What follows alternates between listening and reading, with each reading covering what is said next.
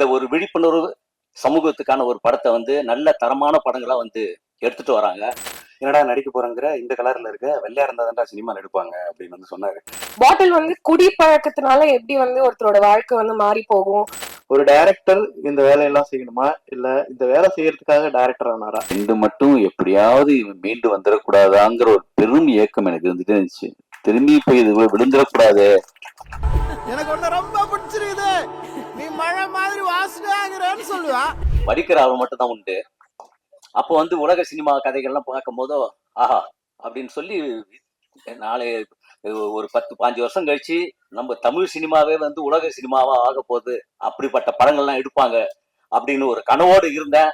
அந்த கனவுகளை நிறைவேற்றி இன்னைக்கு புரட்சி படங்களா கொடுக்குற இயக்குநர்கள்லாம் வந்து அவங்க மத்தியில நாமளும் வந்திருக்கிறோம் அப்படின்னு நினைக்கும் போது எனக்கு ரொம்ப ரொம்ப சந்தோஷமா இருக்குது. இந்த சமகாலத்துல நாமளும் நடிச்சிட்டு இருக்கிறோம் அப்படிங்கிறது. நான் ஜேபிபி ட்ரெயிலர் அப்போ சொன்னேன். நான் இந்த இடத்துக்கு நான் எப்படி வந்தேன் அதேதான். அப்போ என்ன ஆச்சுன்னா வந்து அதுக்கப்புறம் படம் பாருங்க, ஏன்னா புதுசு, நம்ம வந்து சும்மா ஜாலியா காமெடி எல்லாத்தையும் கலாச்சின்னு அப்படி போயிடுவேன். சரி நம்மளும் நடிக்க முடியும் அப்படின்னு சொல்லி தயாரிப்பாளரும் டைரக்டர் சுரேஷ் சாரும் வந்து என்ன நடிக்க வச்சு இன்னைக்கு யார் எங்க வெளியில யார் பார்த்தாலும் ஜேபிபி அப்படின்னு ஒரு அடையாளத்தோட என்னை வந்து பார்க்க வராங்க. ஆச்சரியமா இருக்கு. சின்ன பசங்க முதல் கொண்டு எனக்கு ஒரு பெரிய அடையாளமா அந்த இது இருந்தது. எப்படி ஜேபிபி அவங்க வீட்டுக்கு நான் வந்தனோ, கொஞ்சம் பக்கத்து வீடு பாட்டில் வீட்டுக்கு வந்துருங்க அப்படின்னு எங்க கூட்டின்னு வந்து சென்டர்ல விட்டாங்க. ஆனா ஒரே விஷயம், அன்னையில் அம்பேத்கர் சொல்ற மாதிரிதான், நான் யாருக்கும் அடிமை இல்லை, எனக்கு அடிமை யாரும் இல்லை, குடிக்கு அடிமை யாரும் இல்லைன்னு சொல்லிட்டு நீலம் ப்ரொடக்ஷன்ல இந்த ஒரு விழிப்புணர்வு சமூகத்துக்கான ஒரு படத்தை வந்து நல்ல தரமான படங்களா வந்து எடுத்துட்டு வராங்க. அந்த படங்கள்லாம் நான் இருக்கிறேன் அப்படின்னு நினைக்கும் போதெல்லாம் எனக்கு சந்தோஷமா இருக்குது. ஏன்னா ஒரு 12 வருஷத்துக்கு முன்னாடி நான் இறைமகன் ஒரு படம் வந்து எடுக்கிறதுக்கு அந்த கேப் தான் எனக்கு விழுந்தது. அது வந்து ஒரு குடினால ஒரு குடும்பம் வீணா போற மாதிரியான ஒரு படம். அதுல வந்து மேடம்லாம் கோச்சு கூட நான் ஒரு பாட்டு எழுதியிருந்தேன். சுடுகாட்டுல வந்து அந்த குடிச்சிட்டு ஒரு இது பண்ற நண்பர்களுக்காக ஒரு பாட்டு மாதிரி ஒண்ணு. அதுல வந்து ஒரு செகண்ட் சரணம் வரும். 7 மாடி வீடு கட்டி எல்லா ரூமிலும் ஏசி போட்டுட்டு இங்க வந்து படுத்து கிடக்குறான், சாதி மத பேரை சொல்லி சண்டையிட்டு மாணவன் சரிசமமா இங்க தூங்குறான், வந்தா வந்து வாசி, வரணும் சுகவாசி, எதுவும் இல்லைன்னா அடிக்கு வாசி, ராவா ஊத்திக்கினா நீயும் ஊத்திப்ப, மூஞ்சிய போத்திக்கின்னு முழுசா போயிடுவ, கொஞ்சம் ஒச்சக்கலிக்க கொலையை செய்வான், எச்சக்கலை கூட சேராது, அணவோட முன்னே மகுடி போதாது, ஜெராசிக் பார்க்கில் வாக்கிங் போவாது அப்படி எழுதியிருப்பேன். ஆனா வந்து என்ன விஷயம்னா, அப்படி இல்லைனாலும் இப்ப இந்த மாதிரியான படங்கள்லாம் வந்து நடிக்கிறேன் அப்படின்னும் போது அதை விட இன்னும் நான் முழுமையான ஒரு வளர்ச்சி பெற்றேன் அப்படின்னு நம்புறேன். நிறைய பேர் பேச வேண்டியது இருக்குது. நான் சொன்னேன் முன்னாடி, அவங்களாம் பேசிட்டோம், நான் வேணாம் அப்படின்னேன். அதுக்கப்புறம் 1 நிமிஷம் பேசுனாங்க. சரி, அந்த 1 நிமிஷம் பேசி அதோடு முடிச்சுக்கிறேன். எல்லாருக்கும் நன்றி, வணக்கம். கொஞ்சம் பதட்டமா இருக்கு, என்ன பேசுறதுன்னு தெரியல. ஏன்னா நம்ம யாரை பார்த்து சினிமா கத்துக்கிட்டோமோ, யாரை பார்த்து இயக்குனர் ஆகணும், நடிகன் ஆகணும்னு நினைச்சோமோ, அவங்க எல்லாருமே இங்க இடத்துல ஒரே இடத்துல இருக்கிறது வந்து ரொம்ப சந்தோஷமா இருக்கு. இந்த மேடை மட்டும் இல்ல, இதுக்கப்புறம் எத்தனை மேடை ஏறினாலும் அந்த அனைத்து மேடைகளும் வந்து தினகரன் சிவலிங்கம் அவருக்கு நான் நன்றி சொல்ற மேடையா தான் இருக்கும். ஏன்னா இந்த இடத்துல நான் நிக்கிறதுக்கும் ஜமா பண்றதுக்கும் முக்கியமான காரணம் வந்து தினகர் சார் தான். லைஃப்ல என்னடா பண்ண போறோம் அப்படின்னும் போதெல்லாம் வந்து நமக்கு ஒரு டார்லிங் ஏஞ்சலா லைஃப்ல அவர் எப்பயுமே வந்திருக்காரு. 2013 ஆக்டிங் கிளாஸ்ல இருக்கும்போது என்னடா பண்ண போறோம் அப்படின்னு, இப்ப எங்க ஊர்ல எல்லாம் சொல்லுவாங்க, எங்க ஊர்ல நடிக்க போறேன்னு சொன்னப்ப ஒரு அண்ணன் வந்து சொன்னாரு, என்னடா நடிக்க போறங்கிற, இந்த கலர்ல இருக்க, வெள்ளையா இருந்தா தான்டா சினிமால எடுப்பாங்க அப்படின்னு வந்து சொன்னாரு. ஆனா தினகர் சார் வந்து நீ கருப்பா இருக்க, அதனால உங்களுக்கு ஷார்ட் பிலிம்ல ஒன்னு லீடா நடிக்க வைக்கிறேன் அப்படின்னு சொன்னாரு. அப்படி வந்து முதல் நம்பிக்கையை வந்து என் லைஃப்ல வச்சது வந்து தினகர் சாரும், அந்த ஷார்ட் பிலிம் ப்ரொடியூஸ் பண்ணது வந்து ரஞ்சித் சார்.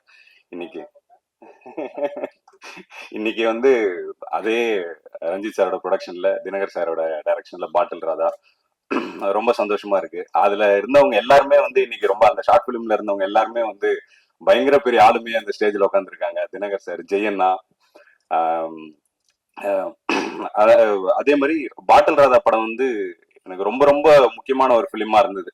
ரொம்ப பிசிக்கலி ட்ரெயின் ஆகிற மாதிரி கிட்டத்தட்ட ஒரு 16 கிலோ இந்த படத்துக்காக நான் குறைச்சேன். எனக்கு ஸ்கிரீன்ல பார்க்கும்போது எனக்கே என்ன அடையாளம் தெரிய மாட்டேங்குது, அந்த அளவுக்கு வந்து ஒரு பெரிய டிரான்ஸ்ஃபர்மேஷனா இருந்தது. அது ஏன் வந்து முக்கியமா அந்த வெயிட் குறைக்கிறதுக்கு வந்து ஒரு டேரக்டர் சொல்லிட்டு விட்டுருவாங்க, நீ வெயிட் குறைக்கணும் இது பண்ணணும்னு. என்ன கான்ஸ்டன்டா வந்து மானிட்டர் பண்ணி ஒழுங்கா டயட் இருக்கானா இது பண்றானா அப்படின்னு அதுக்கெல்லாம் பெரிய ஹெல்ப்ஃபுல்லா இருந்த கோ டைரக்டர் கோபி அண்ணாக்கு வந்து தேங்க்யூ சொல்லிக்கிறேன். ரொம்ப சந்தோஷமா நிறைய ப்ரிப்பேர் பண்ணணும்னு கிட்டத்தட்ட பேசணும்ட்டு ஒரு வாரமா ப்ரிப்பேர் பண்ணிட்டு வந்தேன். ஆனா இந்த இடத்துக்கு வந்தோடனே எதுவுமே பேசவே முடியல.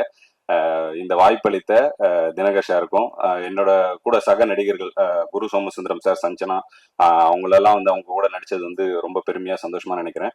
இங்க நிறைய இயக்குனர்கள் இங்க இந்த ஸ்டேஜ்ல இருக்காங்க. இதே மாதிரி ஒரு வெற்றிமாறன் சார் படத்துல வந்து அவர் மேடையில நடிகனா ஒரு நாள் பேசிட்டேன்னா, ரஞ்சித் சாரோட படத்துல நடிகனா பேசிட்டேன்னா அன்னைக்கு பிறவி பயன் அடைஞ்சிரும்னு நினைக்கிறேன். இந்த மேடையை ஒரு வாய்ப்பா பயன்படுத்திக்கிறேன். இந்த ஜம்மா படத்தை வந்து மக்கள் கிட்ட கொண்டு போய் சேர்த்த பிரஸ் அண்ட் மீடியாவுக்கு வந்து ரொம்ப நன்றி. அதே மாதிரி இந்த பாட்டில் ராதா படத்தையும் எவ்வளவுக்கு எவ்வளவு மக்கள் கிட்ட கொண்டு போய் சேர்க்க முடியுமோ கொண்டு போய் சேர்க்கணும். ஏன்னா வந்து இது ஒரு ஹானஸ்டான அட்டெம்ப்ட். ஏன்னா இந்த படம் பார்த்துட்டு நான் வந்து அவ்வளோ அழுதேன். எனக்கு அது கிட்டத்தட்ட நைட்டு 10 மணிக்கு படம் முடிச்சுன்னா நைட்டு 1:30 மணி வரைக்கும் அழுதுட்டு இருந்தேன். ஏன்னா பர்சனலா வந்து அவ்வளோ அப்படி ஒரு கனெக்ட் இருந்தது. குடினால அஃபெக்ட் ஆன ஒரு குடும்பத்துக்கும் வந்து இது ரொம்ப முக்கியமான ஒரு பிலிமா வந்து இது இருக்கும். இதை கண்டிப்பா மக்கள் கிட்ட போய் கொண்டு போய் சேருங்க. எவ்வளவு படங்கள் வந்தாலும் பாட்டில் ராதா ஒரு முக்கியமான பிலிமா இருக்கும். எத்தனை இயக்குநர்கள் வந்தாலும் தினகர் வந்து ஒரு முக்கியமான டைரக்டரா இருப்பாருன்னு சொல்லி எல்லாருக்கும் நன்றி தெரிவிக்கிறேன். தேங்க்யூ. ஃபர்ஸ்ட் ஆஃப் ஆல் இங்க வந்திருக்க எல்லாருக்கும் ஒரு பெரிய வணக்கம். பாக்குறவங்க எல்லாருமே வந்து ஜென்ரலா வந்து சார்பட்டால நீங்க அந்த கேரக்டர் பண்ணிருக்கீங்களா, சார்பட்டா. ஸோ எனக்கு கடந்த ஒரு 2-3 இயர்ஸா வந்து அந்த கோவிடுக்கு அப்புறம் வந்து என் காதுல கேட்டது எல்லாமே சார்பட்டா தான். அதுக்கப்புறமா நான் ரொம்ப எதிர்பார்த்து ரொம்ப காத்துக்கிட்டு இருந்த ஒரு படம் திருப்பியும் பாரஞ்சித் சார் கிட்ட இருந்து வந்தது. பட் அவரோட ப்ரொடக்ஷன்ல இருந்து. ஸோ நான் இந்த ஸ்டேஜை வந்து ஃபர்ஸ்ட் தேங்க்ஸ் சொல்லி ஸ்டார்ட் பண்ணணும்னு நினைக்கிறேன்னா அது வந்து பாரஞ்சித் சாருக்கு. ஒன்ஸ் இல்ல ட்வைஸ் ரொம்ப ரொம்ப ட்ரஸ்ட் பண்ணி அவ்வளோ பெரிய ஒரு ரெஸ்பான்சிபிலிட்டியை எனக்கு கொடுத்து வச்சிருக்காரு சார். நான் வந்து உங்க பேரை காப்பாத்திருக்கேன்னு நினைக்கிறேன். ரொம்ப நன்றி. அண்ட் அதுக்கப்புறமா வந்து நான் ரொம்ப எதிர்பார்த்துட்டு இருந்த ஒரு படம் வந்து பாட்டில் வந்து குடி பழக்கத்தினால எப்படி வந்து ஒருத்தரோட வாழ்க்கை வந்து மாறி போகும், குடின்னு பத்தியே நம்ம ரொம்ப பேசிக்கிட்டு இருக்க டைம்ல நான் பாட்டில் எனக்கு கத்து கொடுத்த ஒரு விஷயம் என்னன்னா, நான் பாட்டில் ஷூட் பண்ணும்போது ஒரு 2-3 படம் ஷூட் பண்ணிட்டு இருந்தேன் சைமல்டேனியஸா. ஒரு 3-4 months அப்படியே வந்து ரொம்ப பிஸியா போயிட்டு இருந்தது. ரொம்ப சந்தோஷமா இருந்தது. இப்போ இந்த மாதிரி எல்லாம் திருப்பி ஒரு சான்ஸ் கிடைக்குமா, அப்படியே 3 films வந்து திருப்பி பண்ணிட்டே இருக்குமே, நம்ம பாட்டில இருந்து இன்னொரு செட்டுக்கு போறோம், அங்கேருந்து இன்னொரு செட்டு. பட் அதை யோசிச்சு பார்த்துட்டே இருக்கிற டைம்ல வந்து ஒரு சோகமும் கூடவே வந்தது. ஏன் தெரியல, அது ஒரு பழக்கம்னு நினைக்கிறேன் நமக்கு எல்லாம். இவ்வளவு நல்லதா ஒரு விஷயம் நடக்குது, இதுக்கப்புறம் எதுவுமே இல்லைன்னா ரொம்ப சோகம் இருக்கும் அப்படின்னு ரொம்ப நினைச்சிட்டே இருந்தேன். கட்டு அதே மாதிரி கொஞ்ச நாள் கழிச்சு வந்து ஷூட் எல்லாம் முடிஞ்சது, ஒரு படமா வந்தது, வேற எந்த வேலையும் இல்லை. பட் அதுக்கப்புறம் திருப்பியும் பாட்டில் என்னோட லைஃப்ல வந்தது. படம் முடிச்சு எல்லாரும் ஒவ்வொருத்தரா வந்து படம் பார்த்துட்டு நான் பர்சனலா இன்னும் படம் பார்க்கல. ஸோ படம் எப்படி வந்திருக்கு என்ன எதுவுமே எனக்கு தெரியாது. பட் நான் அந்த எக்ஸ்பீரியன்ஸ்ல இருந்து நான் எதிர்பார்த்துட்டு இருந்த விஷயம் எல்லாம் படம் ரிலீஸ் ஆகிறதுக்கும் ஒரு 10 நாள் 15 நாளைக்குள்ளேயே வந்து எனக்கு அவ்வளோ ஃபோன் கால்ஸ் வந்திருக்கு, அவ்வளோ பேருக்கிட்ட அப்ரிசியேஷன். பட் அதுக்கெல்லாம் எப்படி ரியாக்ட் பண்றதுன்னு கூட நான் இன்னும் கத்துக்கல. அதுக்குள்ளேயே வந்து இங்க பிரஸ் மீட் வர ஆரம்பிச்சிருச்சு. 24th வரப்போகுது, படம் ரிலீஸ் ஆக போகுது. ஸோ இதுக்கெல்லாம் நான் ஒரே ஒருத்தருக்கு தேங்க்ஸ் சொல்லணும்னா எங்களோட டைரக்டர்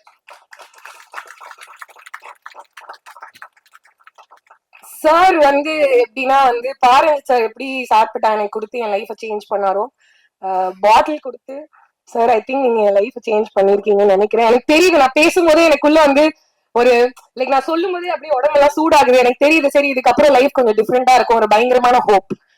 அது வந்து அவர் எனக்கு மட்டும் கொடுக்கல, இந்த படம் மூலியமா பாக்குறவங்க எல்லாருக்குமே கொடுக்க போறாரு. குடி பழக்கத்தினால மட்டும் பாதிக்கப்பட்ட குடும்பங்களோ இல்லாட்டி பாதிக்கப்பட்டவர்களுக்கோ அந்த ஹோப் இல்லாம ஏதோ ஒரு விஷயத்துல நமக்கு எங்கேயோ ஏதோ ஒரு கஷ்டம், ஏதோ ஒண்ணு சரியா போல, பல விஷயங்கள்ல நம்ம மாட்டிட்டு சிக்கிட்டு இருக்க ஒரு டைம்ல பாட்டில்ங்கிற ஒரு படம் எல்லாருக்குமே ஒரு பெரிய ஹோப் கொடுக்குங்கிற நம்பிக்கை எங்க எல்லாருக்குமே இருக்கு. அதுக்கு ஒரு பர்சனலான எக்ஸ்பீரியன்ஸா நான் இந்த சொன்ன ஒரு விஷயத்த எடுத்துக்கோங்க. ஸோ January 24th தியேட்டர்ல போய் படம் பாருங்க. அதுக்கப்புறம் என் கூட நடிச்சவங்க ஷான் ரால்டன் அண்ட் இவ்வளவு பெரிய பெரிய டைரக்டர்ஸ் நான் அவங்களோட படம் எல்லாம் பார்த்து டிவில பார்த்து தியேட்டர்ல போய் பார்த்துட்டு அவ்வளவு சந்தோஷமா பார்த்துட்டு இருந்த ஒரு டைம்ல இப்போ எங்களோட படத்துக்காக இப்படி வந்து உட்காந்து சப்போர்ட் கொடுக்குறாங்க நினைக்கும் போது ரொம்ப பெருமையா இருக்கு. அண்ட் ஐ திங்க் நான் அதை சொல்லணும்னு ஆசைப்படுறேன். பரவாயில்ல, I want to take this moment all in. நம்ம வந்து கஷ்டப்படும் போது எவ்வளவு வந்து அந்த டைம் எடுத்து கஷ்டப்பட்டு அதுலயே சோகப்படுறோமோ அதே மாதிரி சந்தோஷமா இருக்கும்போது நம்ம எல்லாரும் ஃபுல்ஃபில்லிங்கா சந்தோஷமா இருக்கணும்னு நினைக்கிறேன். சோ ரொம்ப சந்தோஷமா இருக்கு. ரொம்ப ரொம்ப ரொம்ப தேங்க்ஸ் சார். உங்க எல்லாருக்குமே நான் வந்து ஒவ்வொருத்தரா சொன்னா ஐ திங்க் மேம் டென்ஷன் ஆயிடுவாங்கன்னு நினைக்கிறேன். சோ இங்க வந்திருக்கிற எல்லாருக்குமே பாட்டில் ராதாக்கு சப்போர்ட் கொடுத்த எல்லாருக்குமே ரொம்ப ரொம்ப ரொம்ப நன்றி. ஜனவரி 24 படம் ரிலீஸ் ஆகுது.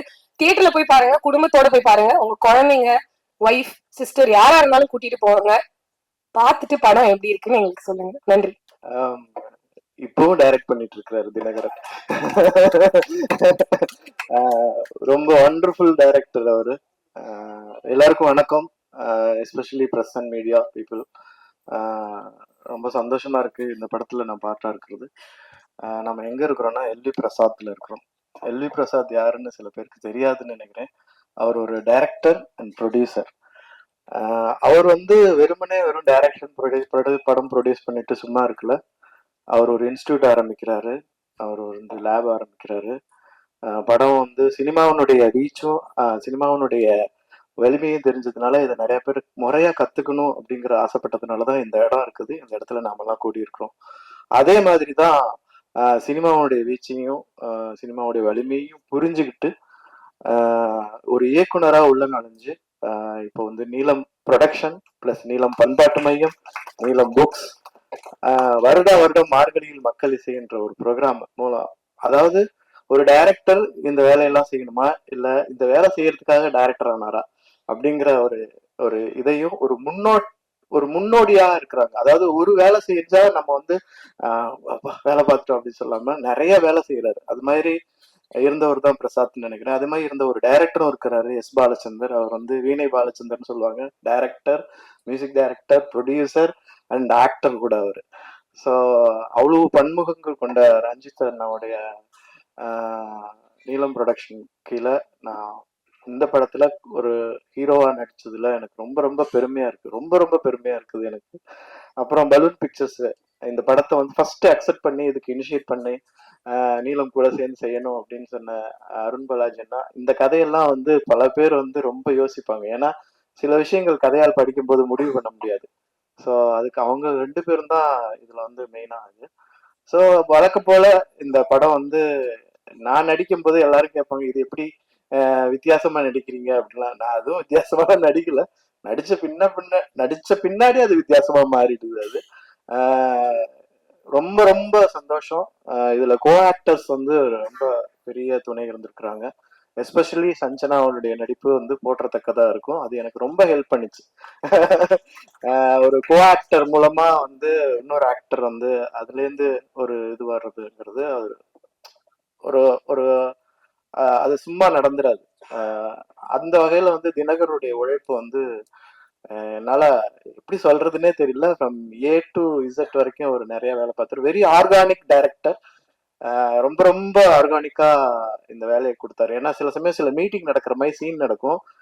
நாம நினைப்போம் நிஜமாலுமே மீட்டிங் நடக்குது போல இருக்காங்க, நம்ம இன்னும் இங்க உட்காந்துருக்கோம், நம்ம மீட்டிங் போகணும் அப்படிங்கிற ஒரு எண்ணத்தை உண்டாக்கிடுவாரு. அந்த ஒரு ஆர்கானிக் அந்த பிளேவரே வந்துடும். நம்ம ஒரு டி அடிக்ஷன் சென்டர்ல இருக்கிறோம்னா நிஜமாலுமே பல பேர் அந்த ஒரு 10-15 நாள் அங்க ஒர்க் பண்ண பின்னாடி ஃபர்ஸ்ட் நாளை விட ஒரு 15 நாளுக்கு அப்புறம் எல்லாரும் தெளிச்சு ஆயிட்டோம். ஃபேஸ் எல்லாம் தெளிவா இருக்குது. ஏன்னா ஒரு இடத்துலயே இருக்கிறோம், நல்ல சாப்பாடு கிடைக்குது. சோ அந்த மாதிரி ஒரு அதாவது சொல்லுவாங்க, ஆக்டர் நடிக்கிறதுக்கான எக்காலஜியை நீங்க கிரியேட் பண்ணி கொடுத்துட்டீங்கன்னா எல்லாருமே நடிக்க முடியும் அப்படிங்கிற அந்த வகையில வந்து ரொம்ப அழகா அந்த எக்காலஜியை வந்து தினகரன் உருவாக்கி கொடுத்தாரு. அந்த சூழ்நிலையை உருவாக்கி கொடுத்தாரு. அது வந்து எல்லாருக்குமே அந்த நம்மளால ஓபி அடிக்க முடியாது. என்ன அவருக்கு தானே க்ளோஸ் போகுது, நம்ம இப்படி ஓரமா உக்காந்துக்கலாமே, இல்ல அவங்க அங்க போய் உக்காந்தாதான் நமக்கு இது வருது அப்படிங்கிற அந்த அளவுக்கு ஒரு எக்காலஜி கிரியேட் பண்ணாரு. எனக்கு ரொம்ப பிடிச்சிருந்தது. இந்த படம் வந்து எல்லாரும் பார்க்கணும்னு ஆசைப்படுறேன். எல்லாரும் பார்க்கணுங்கிறதுக்காக சில வேலைகளும் செஞ்சிருக்கிறேன். அது வந்து சக்சஸ் ஆகிருக்கிறது வந்து படம் பார்த்தவங்க சொன்னதுல இருந்து எனக்கு சக்சஸ் ஆகிருக்குன்னு நினைக்கிறேன். ஏன்னா நான் வந்து ஒரு படிப்படியா வளர்றேங்கிறத நம்புறேன். ஏன்னா வெறும் ஆக்டிங் வெறும் எமோஷன்ல இருந்து வர ஆரம்பிச்சது, ஒரு ஆசையில இருந்து வர ஆரம்பிச்சது. ஏன்னா சத்தியமா நான் சொல்றேன், நான் நடிகன் ஆகணும்னு கனவுல கூட நினைச்சது கிடையாது. என்னுடைய காலேஜ் டேஸ் ஆகட்டும், ஸ்கூல் டேஸ் ஆகட்டும், என் ஃப்ரெண்ட்ஸ் ஆகட்டும், யாருமே நம்ப மாட்டாங்க. சோமா நீ நடிக்கிறியா அப்படின்னு நானே என் கண்ணாடி பார்த்து சொல்லிக்குவேன். அந்த மாதிரி அப்படிதான் நான் வந்து கூத்துப்பட்டறைக்குள்ள வந்தேன். எனக்கு வந்து வேலை செய்ய தெரியும். எந்த வேலை கொடுத்தாலும் செய்வேன். இப்போ வந்து நான் வந்து இந்த படம் மூலமா ஒரு 2-3 பேருக்கு ரொம்ப நன்றி சொல்லிக்கிறேன். ஒன்னு வந்து இந்த படம் எழுதினதுக்காக தினகரனாக்கு, ப்ரொடியூஸ் பண்ணதுக்காக நீலம் மற்றும் பலூன் பிக்சர் அவங்களுக்கு, அப்புறம் வந்து என்னுடைய மேக்கப் மேன் அவர் வந்து அப்போ இருந்தாரு. அவர் பேர் லிபின். நான் வந்து ஒரு பீரியட்ல வந்து நிறைய படம் பண்ண ஆரம்பிக்கும் போது எனக்கு வந்து ஒரு ஒரு வகையான ஒரு ப்ரொஃபஷனலிசம் வர ஆரம்பிச்சது. So I started to choreograph the acting. ஏன்னா திரும்ப திரும்ப டேக்கு கேட்குறாங்க அப்படிங்கும் போது கொரியோகிராஃபர்ஸ் தான் அதே ஸ்டெப்பை திரும்ப அடிப்பாங்க. அந்த மாதிரி I started to choreograph the acting. At the same time வந்து ஒரு இன்ட்யூஷனா அந்த டயத்துல என்ன எமோஷன் வருது ரிலேட்டட் டு த கேரக்டர், அதுக்கான கேட்டை திறந்து வச்சுட்டு தான் நான் அந்த வேலையை செஞ்சேன். அந்த மாதிரி தான் இந்த படம் பண்ணேன். அதுல வந்து ரொம்ப ஹெல்ப் பண்ணது வந்து அதனுடைய மேக்கப் மேன். அவர் இல்லைன்னா அந்த எஃபெக்ட் எல்லாரும் சொன்னாங்க படம் பார்த்தவங்க, அது எப்படியா அப்படிங்கிற. ஸோ அவருக்கு மிகப்பெரிய நன்றி. இந்த படம் மிகப்பெரிய வெற்றி பெறும்ங்கிற நம்பிக்கை எனக்கு நிறைய இருக்குது. மீடியாவான நீங்கள் வந்து இதை கண்டிப்பா கொண்டு போய் சேர்க்கணும். தேங்க்யூ. எல்லாருக்கும் வணக்கம். இந்த படத்தை ஒரு அடிக்ஷன் உள்ளவங்களால தான் எடுக்க முடியும். சினிமா மேல மிகப்பெரிய அடிக்ஷன் இருக்கிறவங்க மட்டும்தான் இந்த படத்தை எடுக்க முடியும். அது டயத்துக்கு இருக்கு, அந்த படம் பண்ண ரஞ்சித் சாருக்கு இருக்கு. கண்டிப்பா இந்த படம் இந்த காலகட்டத்தின் குரல்னு ஒரு சில படங்கள் இருக்கும். இந்த நேரத்துக்கு இந்த காலகட்டத்துக்கு உண்மையிலே தேவையான ஒரு படம். நானும் செல்வமணி சார் தான் பார்த்துட்டு வந்தோம். படம் பார்த்துட்டு இந்த படத்துல இருந்து வெளியில வர்றதுக்கு ரொம்ப நேரமாச்சு. நம்மளும் கொஞ்சமாவது இதுல இருந்து கொஞ்சம் கிராஸ் ஆகி வந்திருப்போம். எனக்கும் இந்த வாழ்க்கையில கொஞ்சம் அனுபவம் இருக்கு. சினிமாவுக்கு வந்த புதுசுல நம்மளை கேட்கறதுக்கு ஆள் இல்லைங்கிறப்போ நம்ம இஷ்டத்துக்கு நம்ம என்ன மாதிரி சுதந்திரமா இருப்போமோ அப்படிதான் இருந்திருப்போம். நிறைய பேருக்கு அதை கடந்து வராதவங்க நம்ம லைஃப்ல கொஞ்சம் பேர் கண்டிப்பா நம்ம இந்த ஃபீல்ட்ல வந்து அதை கடக்காதவங்க இருக்க மாட்டாங்க. என்னுடைய நண்பர்கள் சில பேர் வந்து கடக்க முடியாம நல்லதொரு வீடு செய்து அதை நடங்கிற பொழுதில் விழுந்து இருந்த மாதிரி ரொம்ப பேர் போய் சேர்ந்துட்டான். மிகப்பெரிய பேரறிவோட எல்லாம் ஒரு சிலர் இருப்பான். இவனுக்கு இருக்கிற அறிவெல்லாம் நம்மளுக்கு இருக்கா, நம்மளா தெரியாம சினிமாவுக்கு வந்துட்டோம், உலக சினிமாலாம் பேசுறாங்கன்னு சொல்லி நான் பார்த்து பிரமிச்ச பல பேர் வந்து சேரவே இல்லை. எனக்கு வந்து பெரிய ஒரு பார்த்து வந்து இவங்ககிட்ட எல்லாம் இவ்வளவு இருக்கேப்பா, பைசைக்கிள் டிவிஸ்ல இருந்து ஆரம்பிச்சு அக்ரோகுசால இருந்து இப்படி பேசுறாங்களே அப்படி இருக்கும். எங்கேயோ நான் கும்பகோணம் போறப்போ எங்கேயோ ஒரு கடையில அந்த மாதிரி நபர்களை ஒண்ணுமே இல்லாம பார்க்கும்போது எனக்கு வந்து அவ்வளவு பெரிய சோகமா இருக்கும். இந்த படத்துடைய ஒவ்வொரு முறையும் அவர் காதுல கதையை எங்கேயும் சொல்லிதாங்கன்னு சொல்றாருன்னு நினைக்கிறேன். டைரக்டர் என்ன சொன்னான்னு தெரியல. இருந்தாலுமே எனக்கு படம் பார்க்கும்போது பதட்டமா இருந்துச்சு. எனக்கு வந்து என்னன்னா ஒரு சில முக்கியமான 3 இடம் இந்த படத்துல வந்து அப்படி பதட்டமான ஒரு முக்கியமான இடங்கள் இருக்கு. எண்டு மட்டும் எப்படியாவது மீண்டு வந்துடக்கூடாதாங்கிற ஒரு பெரும் ஏக்கம் எனக்கு இருந்துட்டே இருந்துச்சு. திரும்பி போய் இது விழுந்துடக்கூடாது, எப்படியாவது மீண்டுடணும், அந்த வெளிச்சம் அந்த சின்ன ஒரு அப்படி வெளிச்சம் மேல பற்றக்கூடாதான்னு ஒரு பெரிய ஏக்கம் இருந்துச்சு. இது வந்து இந்த அரசாங்கத்துக்கு போடுற இந்த படம் ஒரு மனு மாதிரி பாக்குறேன் நான். அப்படி ஒரு படம் எல்லாருமே அமைஞ்சு வந்ததுன்னு ஒரு சில படங்களை சொல்லுவாங்கல்ல. கேமராமேன்ல இருந்து ஆரம்பிச்சு மியூசிக் டைரக்டர், ஆர்டிஸ்ட், குரு சோமசுந்தரம், அந்த ஹீரோயின் எல்லாருமே அவ்வளவு பர்ஃபெக்டா அந்த படத்துல பண்ணியிருக்காங்க. இந்த படத்தை எடுக்க இந்த காலகட்டத்தில் எடுக்கிறதுக்கு துணிஞ்ச ரஞ்சித்துக்கு, அப்புறம் பலூன் பிக்சர்ஸ் போஸ்டர்ஸ் வந்து எல்லாத்துலயும் ஒட்டி இருந்துச்சு. என்னடா இவ்வளவு நெருக்கி இவ்வளவு அழகா ஒட்டியிருக்காங்களேன்னு பார்த்தேன்.